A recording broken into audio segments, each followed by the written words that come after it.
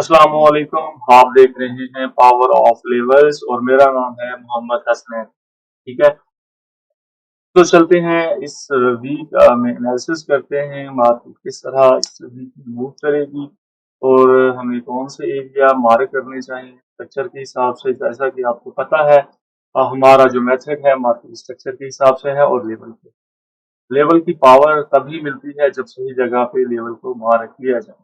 ठीक है, तो चलते हैं मार्क करते हैं डेली का टाइम फ्रेम है और हम अपने स्ट्रक्चर को मार्क करते हैं डेली के टाइम फ्रेम में स्ट्रक्चर को मार्क करने के लिए हमें उस टूल की जरूरत होती है। हमने अपने टूल को इंस्टॉल किया और जैसे ही इंस्टॉल किया तो हमने अपने स्ट्रक्चर को यहाँ से मार्क करना शुरू कर दिया। ठीक है, यहाँ से प्राइस को ऊपर लेके जाते हैं और यहाँ से जब दोबारा रिट्रेसमेंट स्टार्ट हुई तो मार्केट ने एक अपना हाई बनाया। इस हाई को ब्रेक करने के बाद प्राइस ने ऊपर काफी मूव किया। जो हमारे रूल के मुताबिक 1 2 3 4 कैंडल ने मूव कर लिया तो मार्केट को अपने इस एरिया को प्ले करना चाहिए। क्या मार्केट को इस एरिया को प्ले करते हुए यहाँ का टेस्ट करना चाहिए था और ऊपर जाना चाहिए। जैसा कि यहाँ पे नहीं हुआ तो फिर क्या होना था, इस एरिया की लिक्विडिटी को मार्केट ने उठाना था।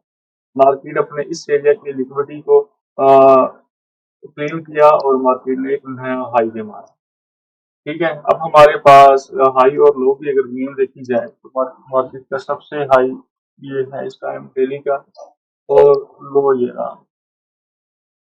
ठीक है, अब वही रूल यहाँ से अगर हम देखें तो मार्केट ने अपने इस हाई को ब्रेक करने के बाद एक अच्छा मूव दिया है। तो हमें अपना एरिया इस एरिया को ही देखना चाहिए था और इसी एरिया से रिट्रेसमेंट को कंप्लीट होते हुए देखना चाहिए।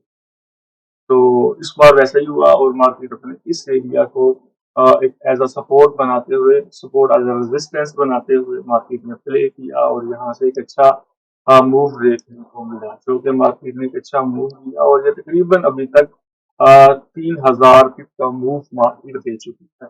और ये जो आपको ये एरिया मुकम्मल लग रहा है, ये एरिया इस टाइम डेली के टाइम फ्रेम में मार्केट का ये एरिया एक रेंज एरिया इसको कहेंगे।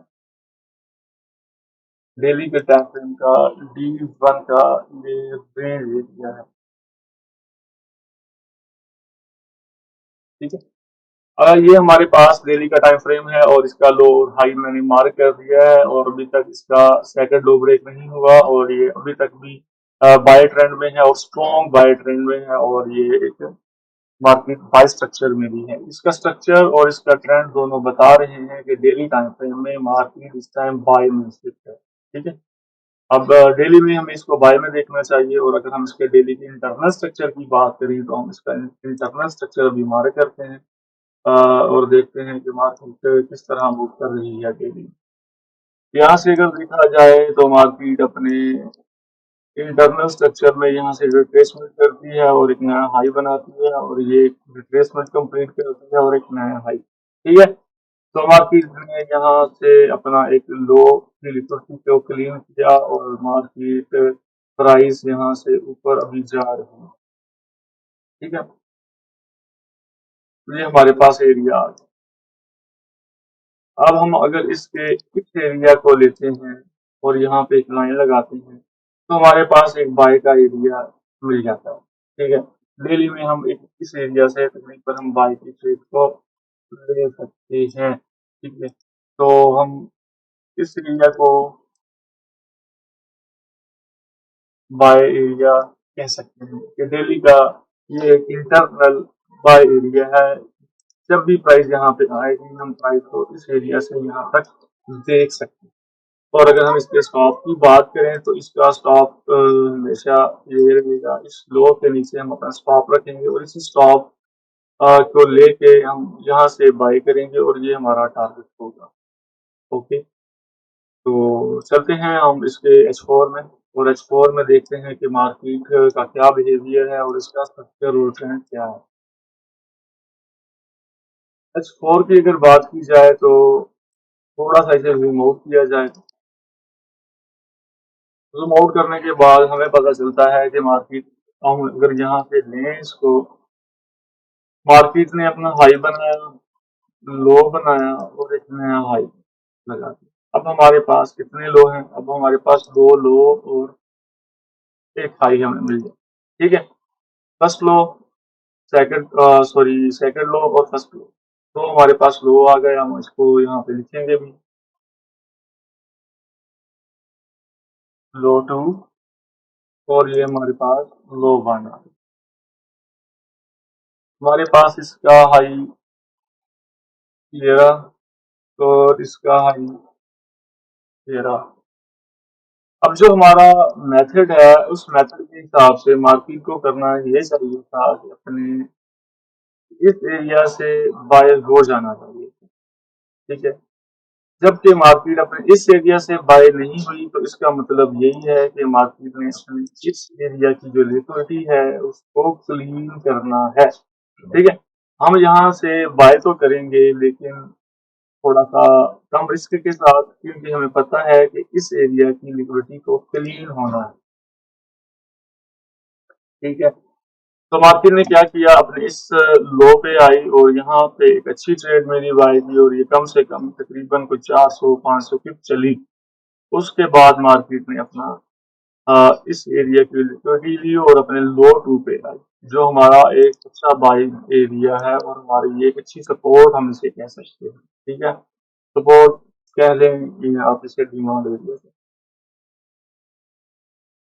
जैसा कि मैं आपको हर वीडियो में बताता हूँ, जब तक किसी भी स्ट्रक्चर और अपना ट्रेंड के दो लो ब्रेक ना हो जाएं, तो आप उसको कह नहीं सकते कि मार्केट का ट्रेंड और ट्रेंड चेंज हो चुका है। ठीक है, स्ट्रक्चर तो ब्रेक हो जाता है बस तो पे, लेकिन इसका ट्रेंड चेंज नहीं होता।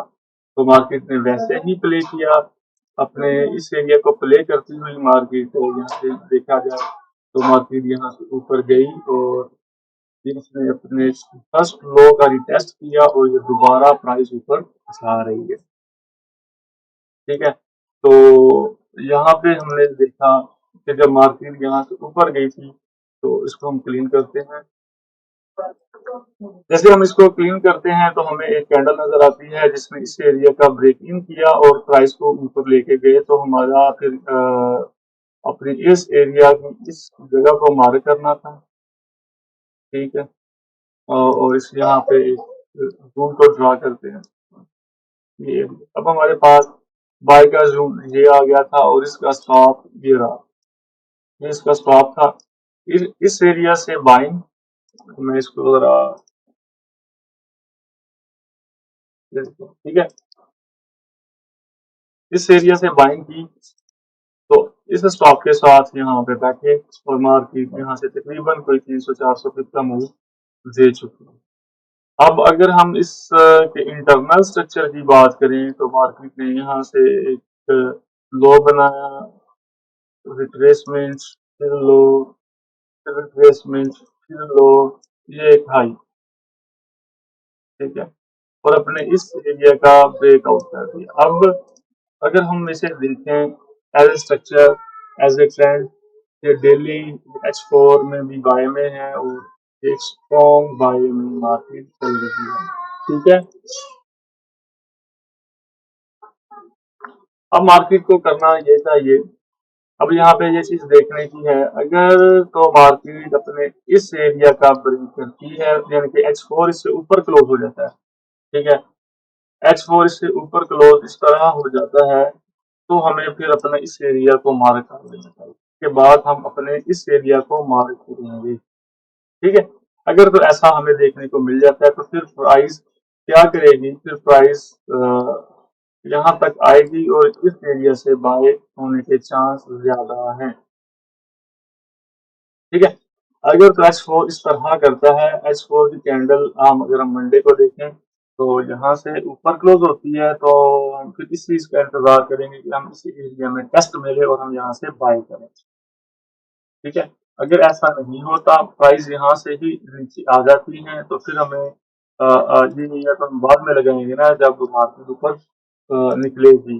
अगर ऐसा नहीं होता, मार्केट यहाँ से ऊपर नहीं जाती और प्राइस यहाँ पे नीचे आ जाती है, तो फिर हम अपने इस एरिया का वेट करेंगे और यहाँ से बाय की अच्छी ट्रेड हमें मिल सकती है।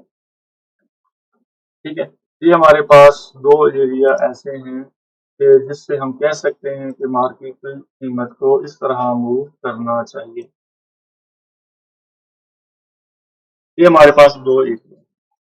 अगर तो प्राइस इस एरिया के ऊपर क्लोज करती है और मार्केट यहाँ पे एक रिट्रेसमेंट लेती है और हमें M30 में देखना चाहिए, अगर वॉल्यूम M30 में वॉल्यूम या इंगल्फिंग कैंडल पे बनती है तो हमें बाय में शिफ्ट हो जाना चाहिए और मार्केट को छोड़ देना चाहिए अपने इस हाई तक के लिए, तो मार्केट फिर अपने इस हाई को टारगेट कर सकती है। चलें अब चलते हैं हम अपने M30 में जाने के बाद हमें पता चलेगा कि मार्केट M30 में किस तरह मूव करती है।